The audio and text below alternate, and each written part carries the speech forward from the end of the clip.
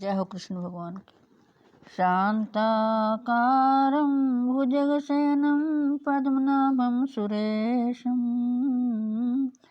विश्वधारं गगनसदृशं मेघवर्णं शुभांगं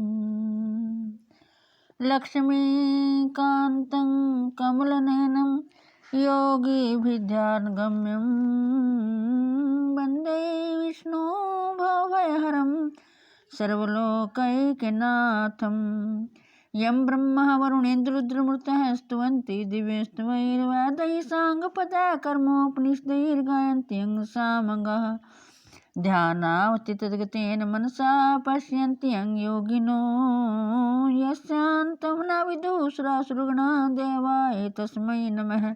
जय हो कृष्ण भगवान की। अथ पंचमो अध्याय। जय हो कृष्ण भगवान की। अर्जुन बोले, हे कृष्ण, आप कर्मों के संन्यास की और फिर कर्म योग की प्रशंसा करते हैं, इसलिए इन दोनों में से जो एक मेरे लिए भली भांति निश्चित कल्याणकारक साधन हो उसको कहिए। श्री कृष्ण भगवान बोले, कर्म संन्यास और कर्म योग ये दोनों ही परम कल्याण के करने वाले हैं, परंतु इन दोनों में भी कर्म संन्यास से कर्म योग साधन में सुगम होने से श्रेष्ठ है। जय हो कृष्ण भगवान। हे अर्जुन, जो पुरुष ना किसी से द्वेष करता है और ना किसी की आकांक्षा करता है, वह कर्मयोगी सदा सन्यासी ही समझने योग्य है, क्योंकि राग द्वेष आदि द्वंद्वों से रहित पुरुष सुख पूर्वक संसार बंधन से मुक्त हो जाता है। उपयुक्त संन्यास और कर्म योग को मूर्ख लोग पृथक पृथक फल देने वाले कहते हैं, ना कि पंडित जन, क्योंकि दोनों में से एक में भी सम्यक प्रकार से स्थित पुरुष दोनों के फल रूप परमात्मा को प्राप्त होता है। ज्ञान योगियों द्वारा जो परम धाम प्राप्त किया जाता है, कर्म योगियों द्वारा भी वही प्राप्त किया जाता है। इसलिए जो पुरुष ज्ञान योग और कर्म योग को फल रूप में एक देखता है, वही यथार्थ देखता है। परंतु हे अर्जुन, कर्म योग के बिना संन्यास अर्थात मन, इंद्रिय और शरीर द्वारा होने वाले संपूर्ण कर्मों में कर्तापन का त्याग प्राप्त होना कठिन है, और भगवत स्वरूप को मनन करने वाला कर्मयोगी परब्रह्म परमात्मा को शीघ्र ही प्राप्त हो जाता है। जिसका मन अपने वश में है, जो जितेंद्रिय है एवं विशुद्ध अंतःकरण वाला है, और संपूर्ण प्राणियों का आत्मरूप परमात्मा ही जिसका आत्मा है, ऐसा कर्मयोगी कर्म करता हुआ भी लिप्त नहीं होता। तत्व को जानने वाला सांख्य योगी तो देखता हुआ, सुनता हुआ, स्पर्श करता हुआ, सूंघता हुआ, भोजन करता हुआ, गमन करता हुआ, सोता हुआ, जागता हुआ, श्वास लेता हुआ, बोलता हुआ, त्यागता हुआ, ग्रहण करता हुआ तथा आँखों को खोलता और मूंदता हुआ भी सब इंद्रियां अपने अपने अर्थों में बरत रही हैं, इस प्रकार समझकर ही निसंदेह ऐसा माने कि मैं कुछ भी नहीं करता हूँ। जो पुरुष सब कर्मों को परमात्मा में अर्पण करके और आसक्ति को त्याग कर कर्म करता है, वह पुरुष जल से कमल के पत्ते की भांति पाप से लिप्त नहीं होता।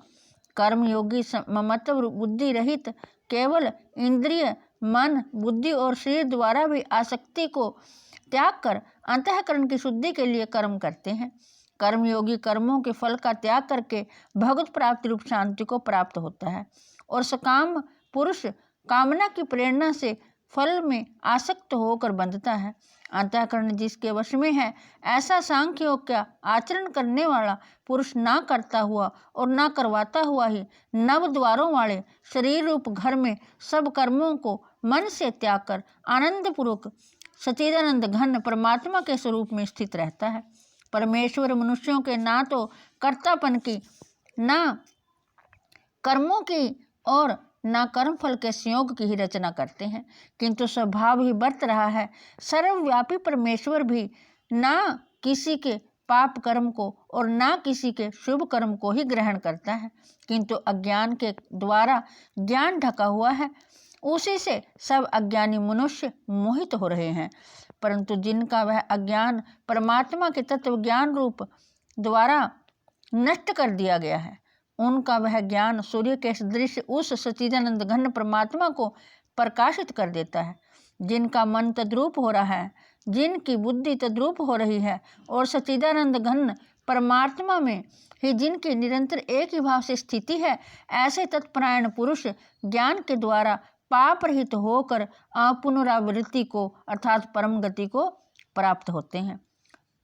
वे ज्ञानी जन विद्या और विनय युक्त ब्राह्मण में तथा गौ, हाथी, कुत्ते और चंडाल में भी समदर्शी ही होते हैं। जिनका मन समभाव में स्थित है, उनके द्वारा इस जीवित अवस्था में ही संपूर्ण संसार जीत लिया गया है, क्योंकि सच्चिदानंद घन परमात्मा निर्दोष और सम है।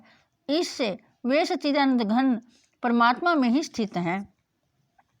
जो पुरुष प्रिय को प्राप्त होकर हर्षित नहीं हो और अप्रिय को प्राप्त होकर उद्विग्न ना हो, वह स्थिर बुद्धि संशय रहित ब्रह्मवेता पुरुष सच्चिदानंद घन पर ब्रह्म परमात्मा में एक ही भाव से नित्य स्थित है। बाहर के विषयों में आसक्ति रहित अंतःकरण वाला साधक आत्मा में स्थित जो ध्यान जनित सात्विक आनंद है, उसको प्राप्त होता है। तदंतर वह सच्चिदानंद घन पर ब्रह्म परमात्मा के ध्यान रूप योग में अभिन्न भाव से स्थित पुरुष अक्षय आनंद का अनुभव करता है। जो ये इंद्रिय तथा विषयों के संयोग से उत्पन्न होने वाले सब भोग हैं, यद्यपि विषय पुरुषों को सुख रूप भासते हैं, तो भी वे दुख के ही हेतु हैं और आदि अंत वाले अर्थात अनित्य हैं। इसलिए हे अर्जुन, बुद्धिमान विवेकी पुरुष उनमें नहीं रमता। जो साधक इस मनुष्य शरीर में शरीर का नाश होने से पहले पहले ही काम क्रोध से उत्पन्न होने वाले वेग को सहन करने में समर्थ हो जाता है, वही पुरुष योगी है और वही सुखी है। जो पुरुष अंतरात्मा में ही सुख वाला है, आत्मा में ही रमण करने वाला है तथा जो आत्मा में ही ज्ञान वाला है, वह सच्चिदानंद घन पर ब्रह्म परमात्मा के साथ एक ही भाव को प्राप्त सांख्य योगी शांत ब्रह्म को प्राप्त होता है। जय हो कृष्ण भगवान की। जिनके सब पाप नष्ट हो गए हैं, जिनके सब संशय ज्ञान के द्वारा निवृत्त हो गए हैं, जो संपूर्ण प्राणियों के हित में रत हैं और जिनका जीता हुआ मन निश्चल भाव से परमात्मा में स्थित है, वे ब्रह्मवेता पुरुष शांत ब्रह्म को प्राप्त होते हैं।